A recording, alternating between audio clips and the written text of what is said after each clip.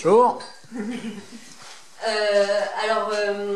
Moi, depuis que je suis toute petite, j'ai toujours entendu ce petit dicton qui dit qu'au royaume des aveugles, les borgnes sont rois.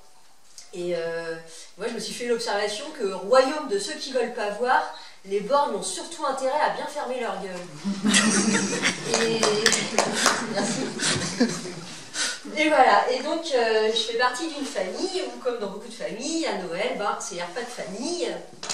Et j'ai 6 ans, on fait le repas de Noël. Alors il y a ma mamie, alors, je fais la bise à ma mamie, c'est l'occasion de faire des bisous. Je fais la bise à mon papy, à mon tonton, à ma tata, mon grand cousin, mon petit cousin. Et mon papa et ma belle-mère, je suis venue avec, donc voilà. Et c'est un repas de famille, donc on passe à table. Alors, en bout de table, moi je suis là, et puis là il y a mon petit cousin, puis toute la lignée de la famille là, qui est à festoyer, parce qu'eux ils prennent l'apéro, et ils boivent, et ils causent de trucs de grands, et franchement mon cousin et moi on s'emmerde un peu.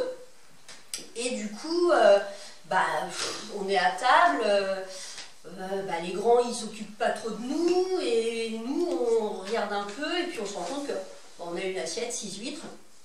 Et finalement, on attend que ça passe, quoi. Et moi, je prends ma petite fourchette à huîtres, et comme je m'ennuie, je commence à poser ma fourchette sur mon huître, et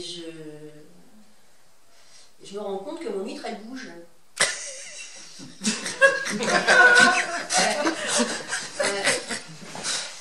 Et l'apéro, il est super long. Et moi, tout ce temps-là, en fait, comme je m'ennuie, je focalise sur mon huître. J'en ai 6. Et elle se rétracte, elle bouge, elle fait sa petite vie, et en fait, elle me répond, quoi. Et franchement,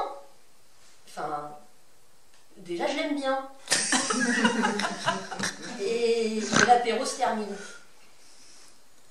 Et quand l'apéro se termine, on mange. Et moi, on mange, quoi. Et moi, je m'effondre. Mais je m'effondre. Je veux pas la manger, cette huître, et je veux pas manger les 5 autres non plus. Et je comprends pas pourquoi il faut la manger. C'est aucun intérêt. Elle est vivante. Et je me mets à pleurer, mais à gros bouillon, des larmes incroyables d'enfant de 6 ans qui comprend pas pourquoi on lui demande un truc pareil. Et je pleure, et ça s'entend parce que j'ai 6 ans, et qu'à 6 ans, quand tu pleures, tu fais du bruit.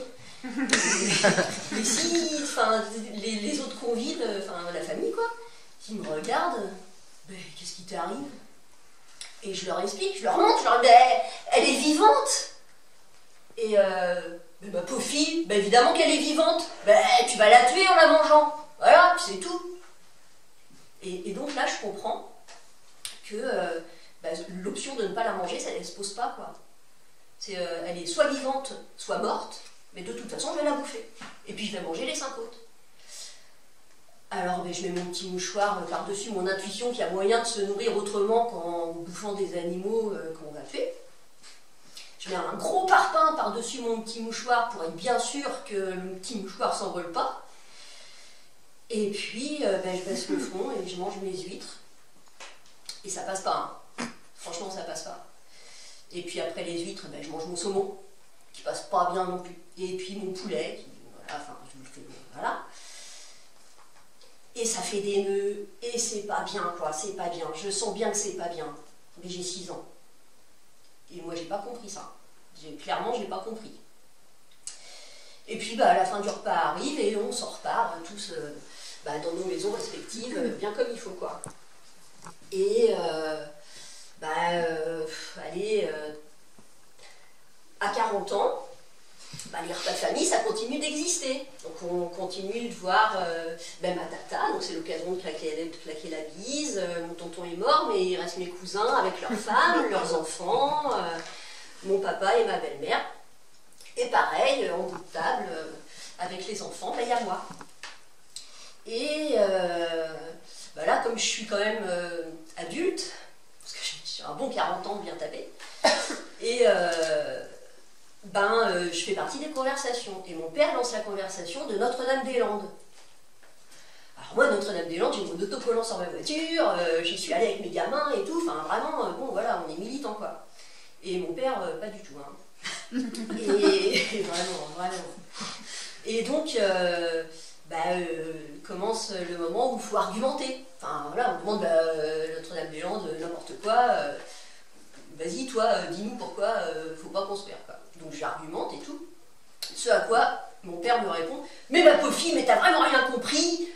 Évidemment qu'on va détruire l'environnement, puisqu'on va développer la région. Alors, un petit mouchoir, un gros parpaing, mais en fait, là, je vous ai fait l'impasse sur les 40 ans, mais des parpaings et des mouchoirs, il y en a un putain de paquet, quoi. Et donc, effectivement, visiblement, je n'ai pas compris. Et donc, je baisse le front, et puis je mange. Alors, ce coup-ci, ça va être du cerf, du sanglier, du kangourou, d'autruche, enfin, voilà. Et je sens bien que ça brasse. Voilà, j'ai quand même passé beaucoup de temps à me sentir nauséeuse et parfois à vomir, mais à surtout bien me taire. Et puis la fin du repas arrive, et on se rend tous chacun chez soi. Alors là, l'avantage que j'ai, c'est que j'ai un chez moi, quand même. Donc je repars pas avec mon père et ma belle-mère. Et ouais. Et l'an passé, 2020, voilà, un petit repas de famille. Alors mes grands-parents sont morts, hein, quand même, mais à force. Il reste ma tata, alors bonjour tata, bonjour les cousins, les enfants des cousins, enfin tout ça. Et on s'installe tous, moi en bout de table. Et alors je suis en bout de table. Et puis là pareil, mon père se dit tiens, comment je pourrais foutre la merde, allons-y. Il lance le sujet sur le conflit franco-anglais en zone de pêche. Sur moi, enfin moi il m'interroge là-dessus quoi. Et alors moi franchement c'est un sujet qui ne m'avait même pas effleuré. Enfin moi je ne mange pas de poisson, ce sujet il ne devrait même pas exister quoi. Enfin vraiment, Et donc comme moi j'ai pas d'argument ni pour ni contre, que juste pour moi c'est du néant, je lui demande ses arguments à lui. Parce que je voudrais quand même essayer de comprendre un truc. Et donc il dit, lui il a des arguments. Mais ma pauvre fille, t'as vraiment rien compris. Évidemment que c'est des Anglais quoi, faut forcément qu'on les déteste. Alors, j'avais pas compris ça non plus. Et il me restait un mouchoir, il me restait un parpaing, j'ai posé le tout sur la pile qui s'est fissurée. Et franchement, la pile s'est fissurée. J'ai tout explosé. Les parpaings se sont éclatés en morceaux. Et mon cerveau a basculé. Tout est devenu affreusement terrible pour moi. Et je suis partie. Et je sais que je me suis levée. Je sais que j'ai parlé.